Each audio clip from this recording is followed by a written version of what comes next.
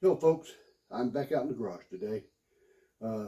Today might be a little bit of a longer video, I'm not sure, but go try to clean this garage up, and I got some help organized to help put the front and windshield and back window in, and then I'm going to install the door panels. We're going to see if we can get this thing running good enough to get it out and give it a bath. Be the first bath it's had since probably 2000 or something like that.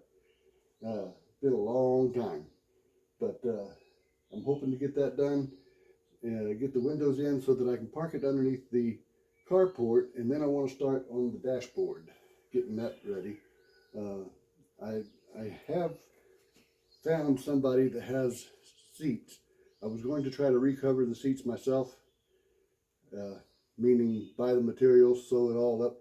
I can't figure out how to use that dang sewing machine, and I'm not even going to try anymore. So it's those who do that is a special breed. And I don't have any ladies in close by that can come and do it for me. So I'm just going to either buy a cover and put over it, just a regular old seat cover, or buy the actual seat reupholstery cover and put that on. Or I found a guy that actually does seats for $400.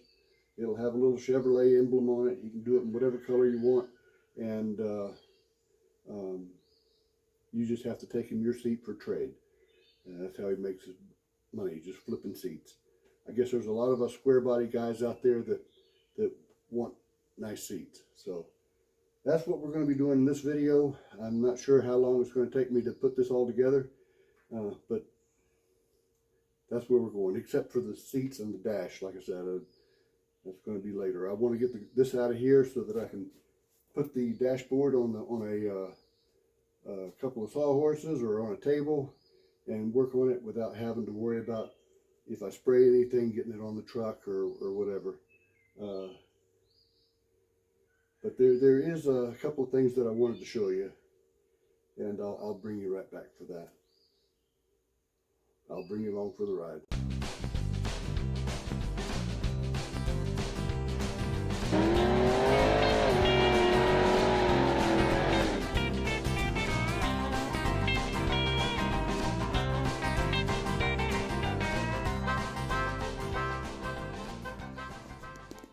When I first painted this truck, the very first day, this whole tailgate looked really, really good. And it still looks good considering. But what I've noticed is, as this thing is cured, I just noticed this the other day, you get down here, I don't know if you guys can see it in there or not, but there's little sanding scratches all in here, up in here, where I did some body work and didn't take it down to 320. I should have done that. It's all over in here. Yeah, even up in here some. And I think there's even some over there where I did a little body work. Right there, yeah. And probably over here, I haven't wiped it off. But just wanted to let you know that I did put that paint on pretty thick. I got a little junk in the bed again. I don't know how this stuff always ends up in the bed. Everything that comes out to the garage seems to end up in the bed of the truck. I'm going to spin you around here. Anyway, when I mixed that paint, I mixed it probably thicker than I should have. I should have mixed it thinner, because you can still put your nose down to the truck and smell the paint. So that means it's still outgassing. So it does seem to be cured. I mean, you can touch it and work with it and everything, but it's evidently, whenever I first painted it, the paint was laying on, and then as it started to harden and cure, it went and shows all the sanding scratches and stuff like that. So definitely would want to, next time I do a Rust-Oleum paint job, I will definitely want to use more thinner so that I can actually see what's going on at the time it happens instead of putting it on so thick. It does have 3 coats on it, and it was only thinned. I don't have the cup here handy. Threw it away, I'm sure, but it was mixed. It was mixed pretty thick. I only put in a quart. I only put maybe this much thinner, and then a dash of hardener and some Japan dryer. So it's pretty thick. That's the reason why when I put it on, I got absolutely no runs at all. So if that's what you're worried about, then mix it thicker. But if you want to be able to see what you got right away, mix it thinner, go slower, or go faster with your coats, and put more coats on. I guess. But I've never had that problem before, where later on bodywork shows up that you didn't see when you first painted it. That's a new one on me. So I'm gonna get busy cleaning the bed of this truck out, getting ready to put the windows in. I probably, the helper that I have coming to help is Mrs. Grease Monkey, and she's just going to be holding the window while I pull the rope. You guys have seen all that before, so I'm not worried about filming that. But she doesn't want to be on camera, so, and I respect that. So let me get busy, and we'll see if we can get this cleaned up and around it and in it and everything else. Once I get the windows in, then I'll put the seat in for now, so that I can drive it out and give it a bath. Yeah, I will film that, but that's where we're going. One thing I forgot to do was when I put these seals on the doors, is to put the seals on the door cards. These old door cards need a lot of help, and probably eventually I'm going to get some red paint to match, and paint them all up so that they'll match the dashboard laying underneath all that stuff there. But for now, we're just going to put them on. Change these seals out right here. They're felt, and these are all really hard, and they're not brittle, they're not falling apart yet, but they won't seal very good against the window for sure. So I'm going to go ahead and do that real quick, and then install these door cards if I can find all the screws and hardware.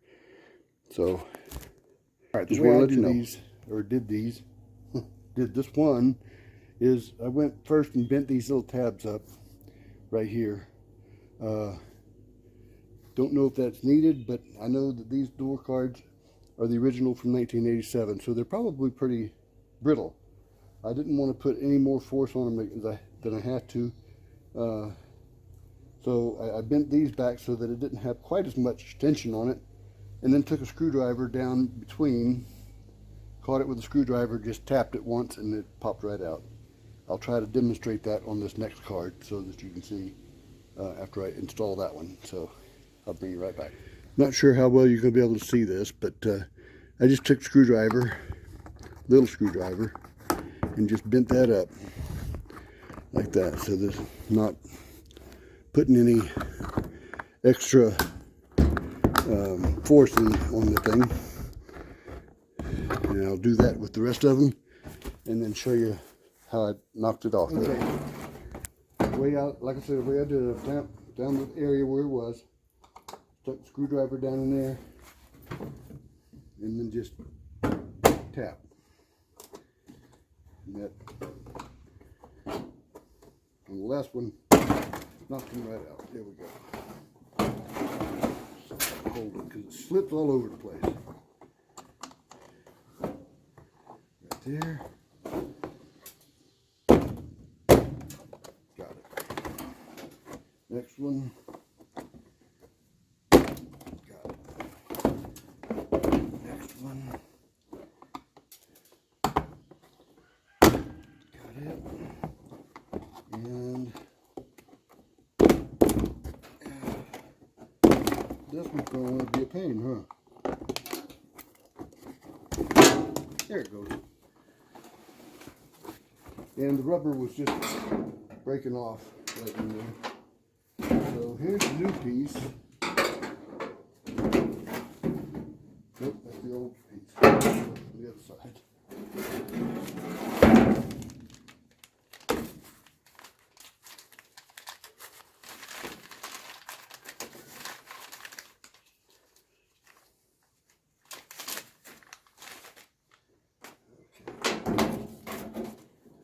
There's a slot right here that helps you line this thing up. So just line it up there. See this? Can you see the slot right there? I don't know if you can or not. I can't see the screen, so there's a slot right there that this goes to. And just line it up with that.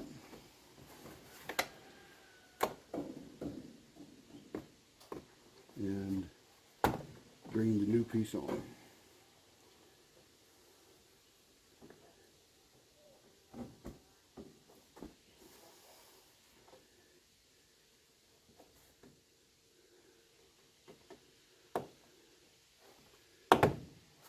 Okay, got it lined up right.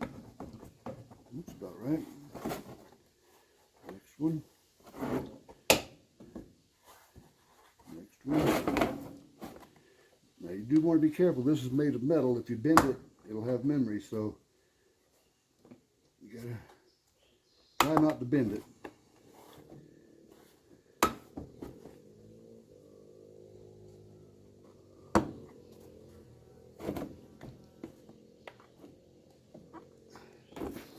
Ain't wanting to act right.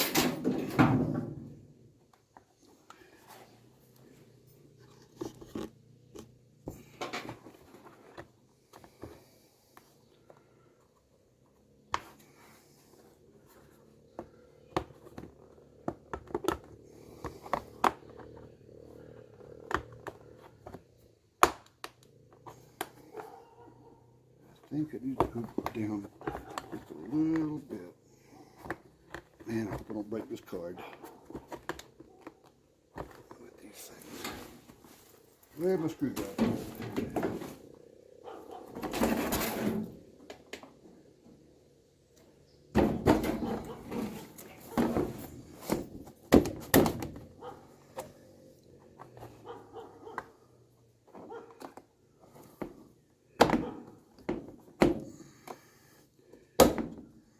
That one's off.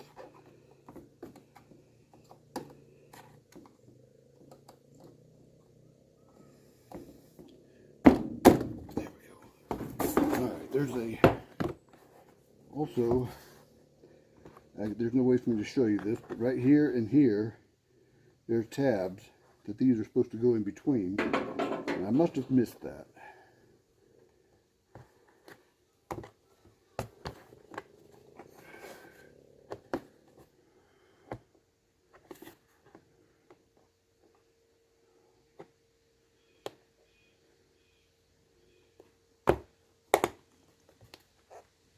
A little easier.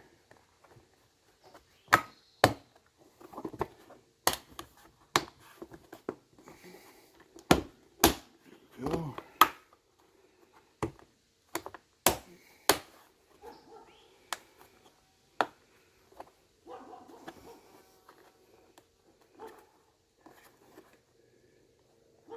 Of course, the last one's always going to give you a fit. Come on now.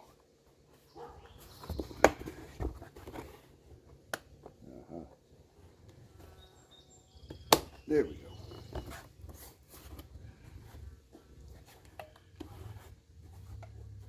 And just like that, new felt's installed.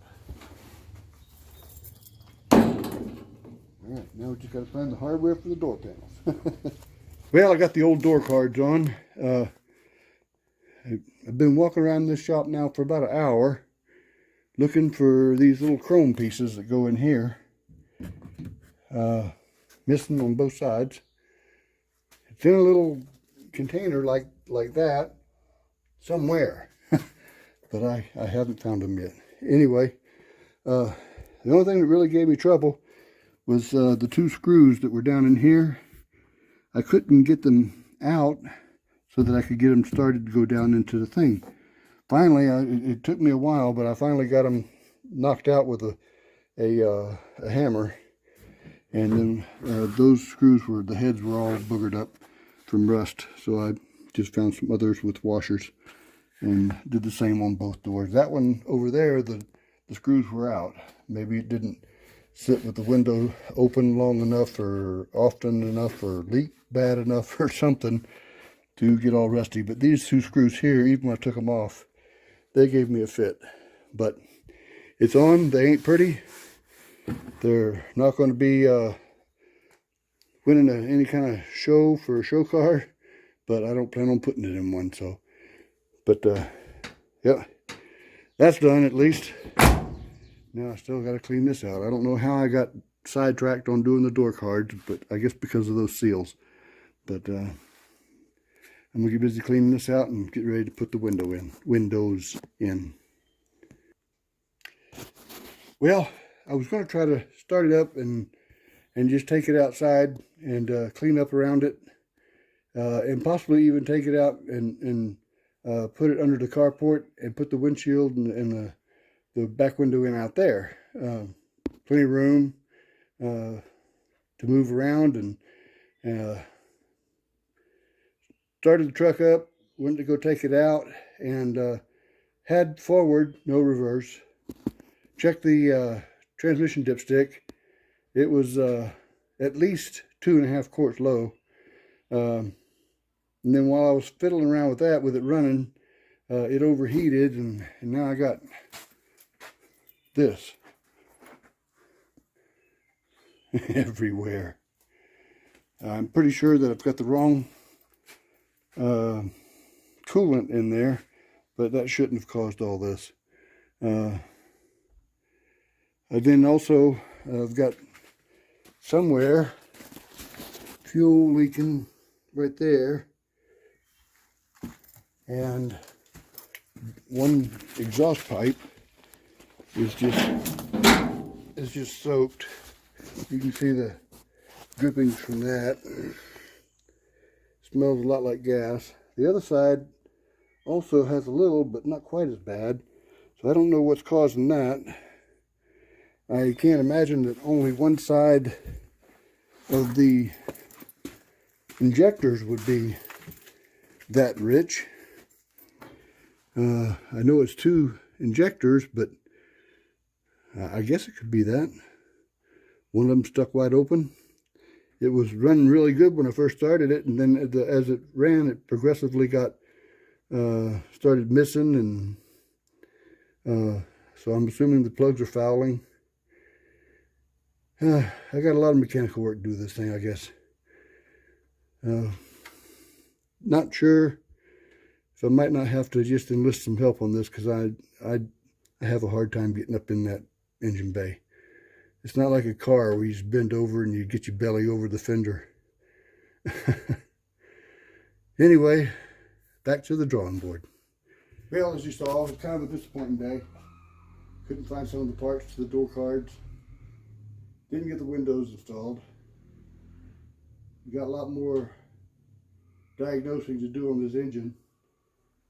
What started out to be very happy that it was running as well as it was, and it started and fired right up and everything. I've got some diagnostics to do, I guess. Got to figure out why I've got so many bubbles coming up in the tank here. I've got to figure out. I've got to change out this heater hose here that goes to the intake. It's got a metal piece of it on it that's rusted out and leaking. I thought maybe that was what was causing the air in the tank, but I'm beginning to wonder. Next thing to do, I guess, would be to run a compression test and see what we've got. If it's something that detrimental that it's bad compression on 1 or 2 cylinders, then then I've definitely got some more work to do. The engine will probably have to come out, or at least the head's off. And I think that's going to be my next step is doing a compression test just to rule out that I don't have one head gasket that's bad or something like that, crack in the head or something. And we'll have to go from there. So I'm going to call this video done. I'm sorry that it's not more of a positive video. I really wish it was. I was really hoping to get these windows installed, get it outside, get it washed. Not going to happen today. Wish me luck, folks. Thanks for coming along for the ride. Please like and subscribe.